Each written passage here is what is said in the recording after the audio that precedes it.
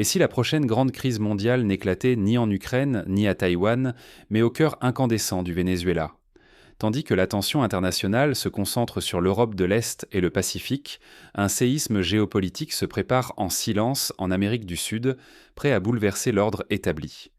Depuis plusieurs mois, la Russie déploie discrètement au Venezuela non pas quelques conseillers, mais une architecture militaire complète.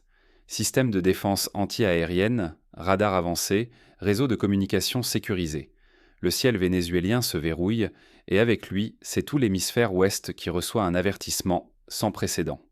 Face à cette montée en puissance, la réaction des États-Unis demeure curieusement hésitante.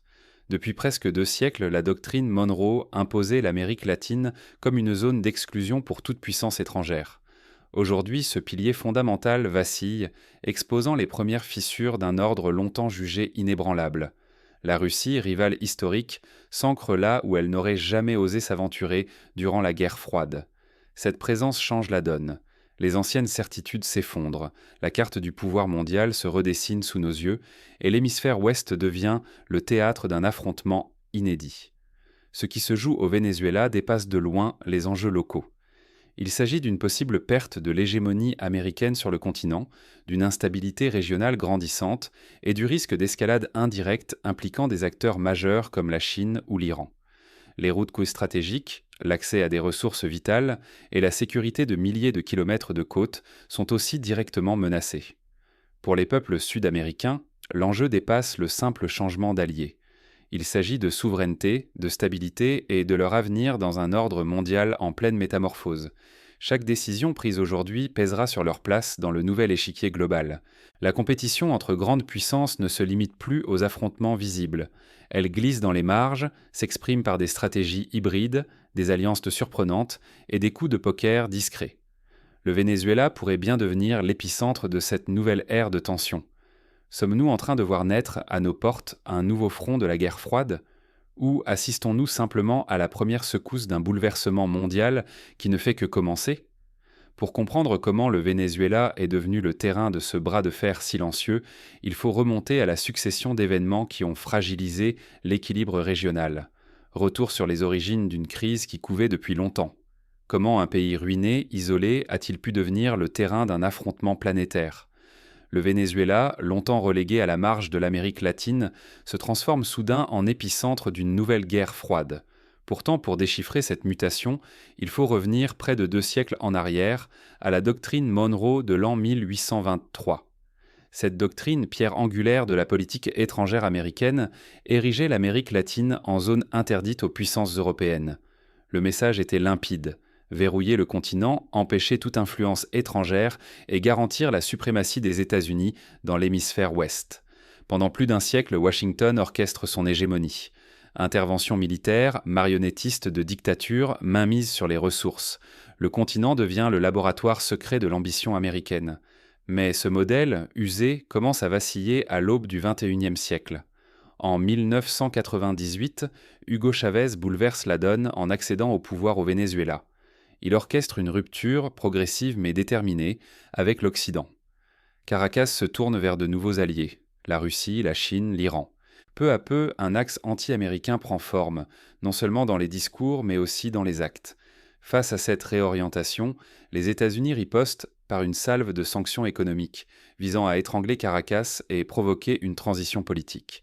Mais loin d'isoler le Venezuela, cette politique le précipite dans les bras de Moscou et de Pékin. La dépendance technologique et financière envers la Russie s'accentue. Les relations militaires s'approfondissent à l'abri des regards. Des conseillers russes s'installent à Caracas, des accords de défense sont signés, les premiers équipements militaires ultramodernes arrivent discrètement.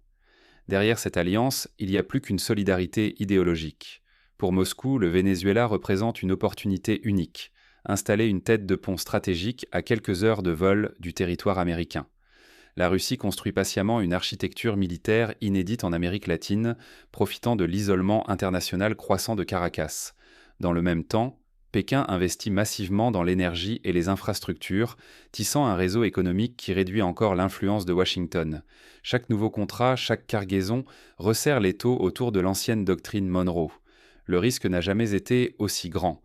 Voir l'Amérique latine échapper à la tutelle américaine, perdre l'accès à des ressources énergétiques clés et surtout ouvrir la voie à d'autres États tentés par le même défi. Aujourd'hui, chaque décision prise à Caracas pèse directement sur la sécurité régionale, la souveraineté des nations voisines et la stabilité économique de tout le continent. Dans ce climat électrique, le Venezuela s'impose comme le nœud d'une rivalité mondiale, bien au-delà de ses frontières. Un nouvel équilibre émerge, où technologie et renseignement deviennent plus décisifs que la force brute. Mais jusqu'où Moscou et Pékin sont-ils prêts à aller pour défendre leurs intérêts à Caracas? Derrière les alliances officielles, des jeux d'ombre et des opérations clandestines s'accélèrent. Pourquoi la présence russe à Caracas inquiète-t-elle autant l'ordre établi dans l'hémisphère ouest? Ce n'est plus simplement une question de missiles ou de soldats. C'est une rupture technologique, une onde de choc stratégique qui balaie les certitudes américaines. Pour la première fois, une nation sud-américaine se dote, hors du giron russe, d'une défense multicouche inspirée de Moscou et conçue pour résister aux offensives les plus avancées. Au centre de ce rempart inédit, les systèmes S-300VM dressent une barrière impénétrable face aux avions furtifs, aux missiles de croisière, aux appareils de reconnaissance sophistiqués. À portée intermédiaire, les batteries Bug M2 neutralisent simultanément plusieurs cibles, rendant inopérantes les attaques de drones en essaim ou de munitions guidées. Le Pantsir S-1 posté aux abords verrouille la base aérienne. Aucun hélicoptère, aucun projectile volant à basse altitude ne passe. Jamais une telle architecture n'avait été déployée hors de Russie, ni même sur le continent européen. Mais la menace va bien au-delà de l'espace aérien. Dans l'ombre, des conteneurs massifs débarquent à Caracas les systèmes de guerre électroniques Krasuka 4 éprouvés sur les champs de bataille syriens et ukrainiens.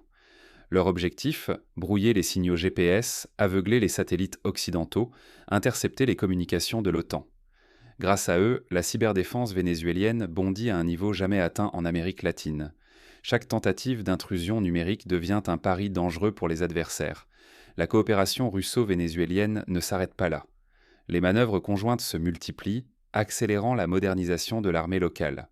Les officiers vénézuéliens sont formés à la guerre hybride, à la gestion des systèmes anti-aériens et à l'art du brouillage électronique. En quelques mois, Caracas efface des décennies de retard technologique. C'est un saut qui redéfinit l'équilibre militaire régional. Les conséquences en sont immédiates. Le ciel vénézuélien est désormais presque impossible à pénétrer pour l'aviation américaine ou les drones espions. Les mouvements de l'OTAN sont surveillés, analysés, parfois perturbés. La moindre tentative d'incursion peut déclencher une riposte électronique, rendant chaque opération clandestine risquée pour le camp occidental. Cette montée en puissance affole les voisins. La Colombie, le Brésil, le Chili accélèrent leur modernisation militaire, investissant dans de nouveaux radars, des chasseurs plus performants, des plans d'urgence actualisés. La rivalité militaire s'intensifie, instaurant une tension inconnue depuis la guerre froide. Désormais, le bras de fer se joue au cœur de l'Amérique latine. Le risque d'escalade ne cesse de croître. Les États-Unis, pris de vitesse, voient ainsi leur avance technologique remise en cause à moins de 2 heures de vol de la Floride. Leurs satellites et réseaux de communication sont soudain vulnérables, là où ils se croyaient invincibles. Un incident, une provocation, et la région pourrait s'embraser. Bien au-delà d'une simple démonstration de force. L'Amérique latine bascule ainsi dans une ère d'incertitude stratégique, où chaque avancée russe rallume les rivalités, réveille les vieux démons de l'histoire.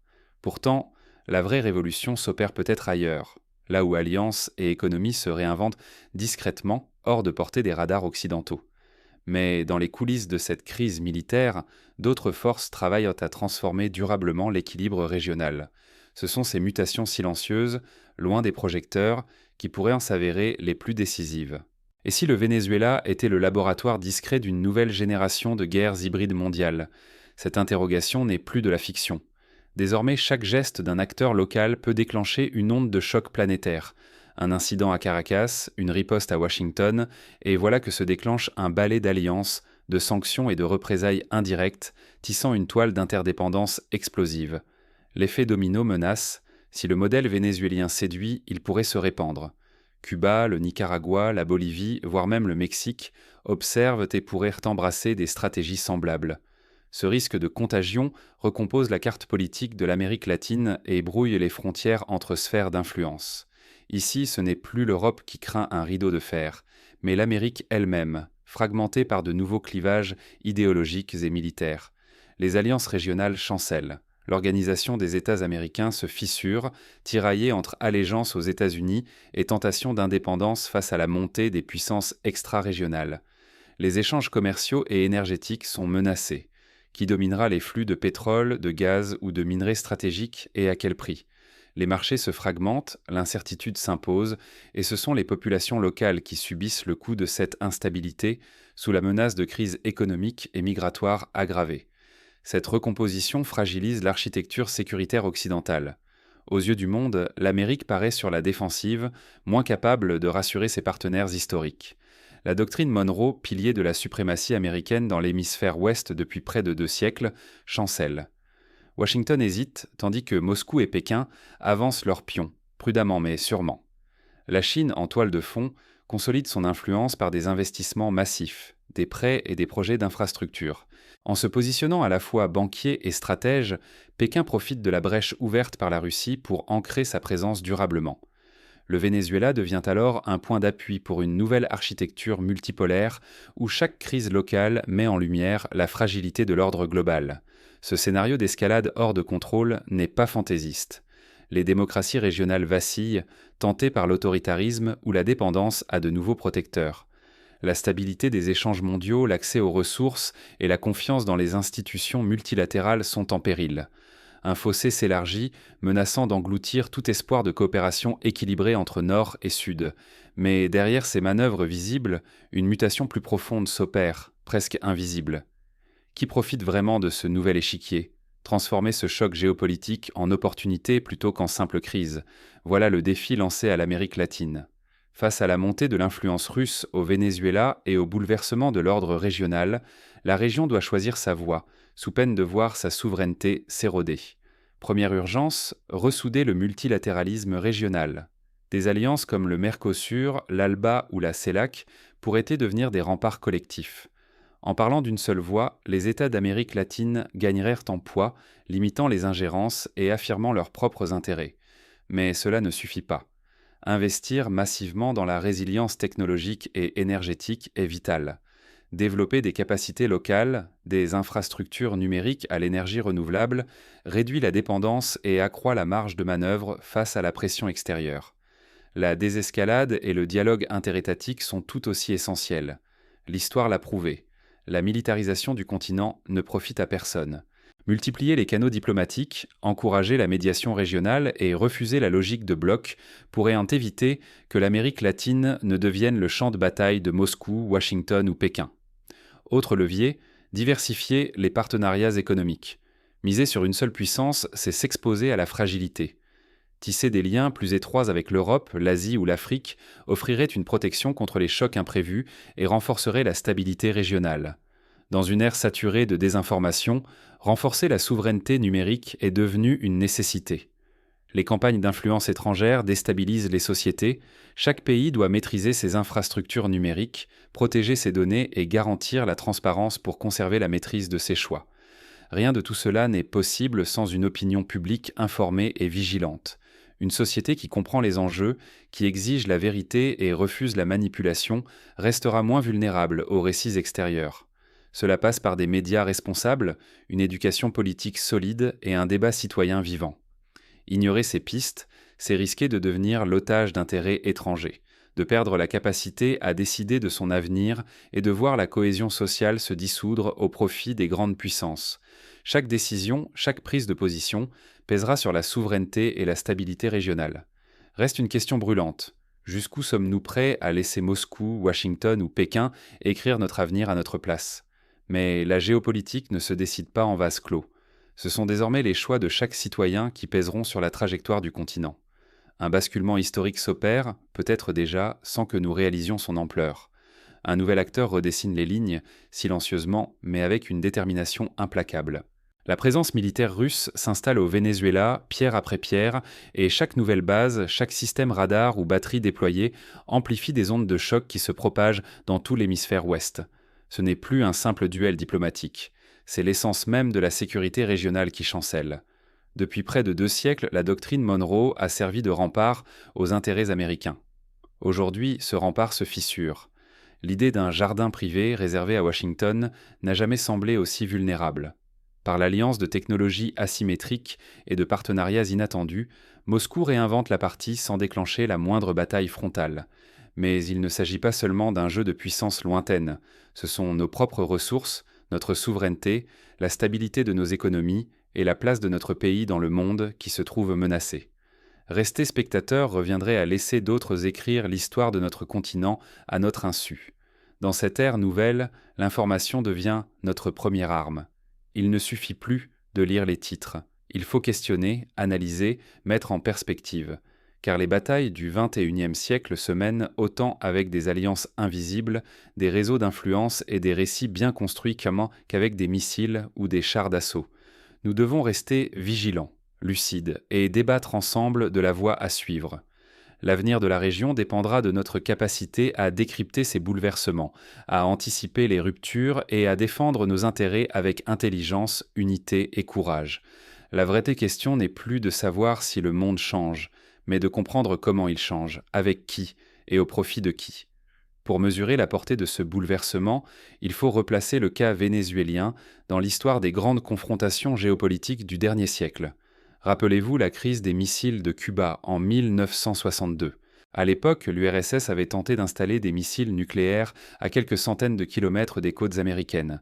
La tension était à son comble, le monde retenait son souffle. En quelques jours, la planète avait failli basculer dans la guerre nucléaire. Finalement, grâce à une médiation exemplaire, un compromis avait été trouvé. Mais cet épisode a laissé une leçon. Dès qu'une puissance étrangère s'approche de la zone d'intolérance américaine, la réaction était brutale. Aujourd'hui, la présence militaire russe au Venezuela réactive ce vieux réflexe. Washington ne peut ignorer un pied-à-terre russe dans son arrière-cour. Pourtant, la réponse américaine reste pour l'instant bien plus mesurée que lors de la crise de Cuba. Pourquoi ? Plusieurs raisons expliquent cette prudence. D'abord, la situation internationale est bien plus complexe qu'à l'époque de la guerre froide. Les États-Unis doivent désormais gérer plusieurs fronts. L'Ukraine face à la Russie, Taïwan face à la Chine, le Moyen-Orient en ébullition. Ouvrir un nouveau front au Venezuela risquerait d'épuiser leurs ressources stratégiques. Ensuite, l'Amérique latine elle-même n'est plus la même.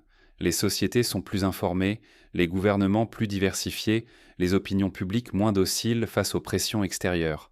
Enfin, la Russie agit aujourd'hui avec une subtilité et une patience qui tranchent avec l'approche plus spectaculaire de l'URSS de jadis. Prenons un exemple concret. La livraison des systèmes S-300VM au Venezuela. Sur le papier, il ne s'agit que d'une vente d'armes. Mais dans les faits, ces systèmes modifient radicalement l'équilibre militaire régional. En cas de crise, ils pourraient rendre vaines les options d'intervention aérienne américaines et, par effet de démonstration, inciter d'autres pays à demander un parapluie similaire. C'est ainsi qu'en Égypte, dans les années 2010, l'achat de systèmes anti-aériens russes a amené une reconfiguration des alliances régionales, poussant Israël à moderniser son propre arsenal et l'Arabie saoudite à renforcer sa coopération sécuritaire avec Washington. Dans un autre registre, la stratégie chinoise en Amérique latine offre un contrepoint fascinant. Pékin investit massivement dans les infrastructures, routes, ports, réseaux électriques, télécommunications. Par exemple, la construction du port de Chancay au Pérou, financé par la Chine, va permettre au commerce chinois de pénétrer directement le continent sud-américain. Ce port, en plus de servir les intérêts économiques, pourrait aussi offrir un accès logistique pour des navires militaires chinois en cas de crise. De même, la multiplication des prêts chinois à l'Équateur, au Brésil ou à l'Argentine tisse une toile de dépendance financière qui réduit la marge de manœuvre de Washington. Mais revenons au Venezuela. Le quotidien de la population est marqué par cette instabilité géopolitique. Les coupures d'électricité, la pénurie de médicaments, la fuite de millions de citoyens vers la Colombie ou le Brésil témoignent d'un pays à bout de souffle. L'armée, modernisée grâce à l'aide russe, joue un rôle de plus en plus central dans la vie politique, comme on l'a vu lors des manifestations de 2019 réprimées dans la violence. Dans ce contexte, chaque intervention étrangère, qu'elle soit militaire ou économique, a des conséquences directes sur la vie des habitants. Imaginons un scénario. Une crise éclate à la frontière avec la Guyane, où d'importants gisements pétroliers viennent d'être découverts. Le Venezuela, encouragé par ses nouveaux soutiens, décide de revendiquer une partie du territoire. La Russie envoie des conseillers militaires, la Chine propose une médiation, Washington hausse le ton et le Brésil mobilise ses troupes. En quelques semaines, toute la région se retrouve prise dans un engrenage de tensions, où la moindre erreur de calcul pourrait dégénérer en conflit ouvert. Ce n'est pas de la science-fiction. En 2023, des incidents similaires ont déjà eu lieu, avec des incursions armées et des échanges de tirs à la frontière. Dans ce contexte, quelles sont les pistes concrètes pour éviter la catastrophe? Premièrement, renforcer les mécanismes de prévention des conflits. L'Organisation des États américains devrait se doter d'un observatoire indépendant, chargé de surveiller les mouvements militaires et d'alerter en cas de tensions anormales. Inspirons-nous de l'Organisation pour la sécurité et la coopération en Europe, qui depuis les années 90 organise des missions de surveillance en Ukraine, au Caucase ou dans les Balkans. Deuxièmement, encourager la coopération interarmée au niveau régional. Pourquoi ne pas organiser chaque année des exercices militaires conjoints entre les armées sud-américaines, sous l'égide de l'ONU ou d'une institution régionale, pour renforcer la confiance et l'interopérabilité? L'exemple du programme Partnership for Peace de l'OTAN, qui a permis d'intégrer progressivement les armées d'Europe centrale, montre que la coopération militaire peut prévenir les malentendus et réduire les risques d'escalade. Troisièmement, investir dans l'éducation et la transparence. Les campagnes de désinformation, souvent orchestrées depuis l'étranger, attisent les divisions internes. Il est indispensable de promouvoir l'éducation aux médias, de soutenir des plateformes d'information indépendantes et de sanctionner sévèrement la manipulation des réseaux sociaux.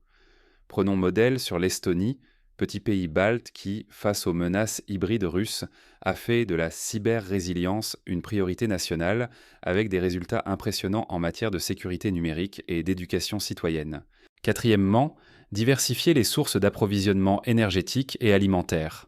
Le Venezuela, riche en pétrole mais dépendant des importations pour la nourriture, doit investir dans l'agriculture, les énergies renouvelables et l'innovation locale. L'exemple du Brésil, qui a réussi en 20 ans à devenir autosuffisant en soja, en viande et en énergie renouvelable grâce à des politiques publiques ambitieuses, prouve qu'il est possible de réduire la vulnérabilité face aux chocs extérieurs. Enfin, privilégier le dialogue entre sociétés civiles. Les jumelages de villes, les échanges universitaires, le soutien aux ONG transnationales sont autant de moyens de tisser des liens directs entre les peuples, au-delà des manipulations étatiques.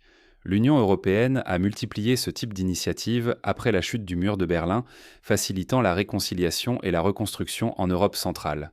En regardant vers l'avenir, il faut aussi s'interroger sur la place de l'Amérique latine dans le nouvel ordre mondial. Va-t-elle devenir un simple espace tampon, un terrain de jeu pour les ambitions des grandes puissances, ou saura-t-elle imposer son propre agenda?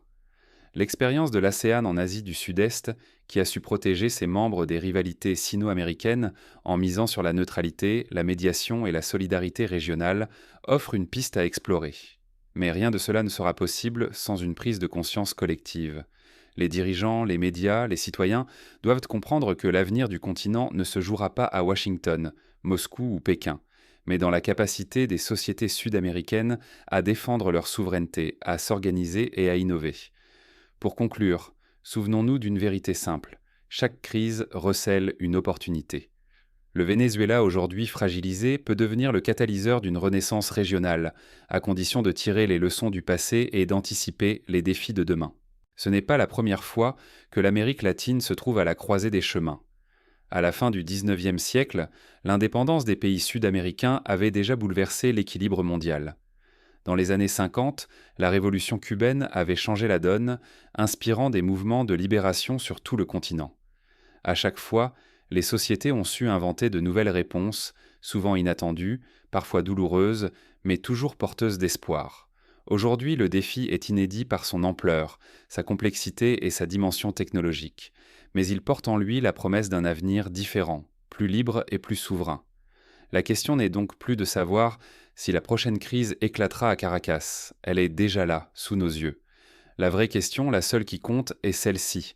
Que ferons-nous, collectivement, pour transformer cette crise en opportunité? Ce choix appartient à chacun d'entre nous. À vous de jouer.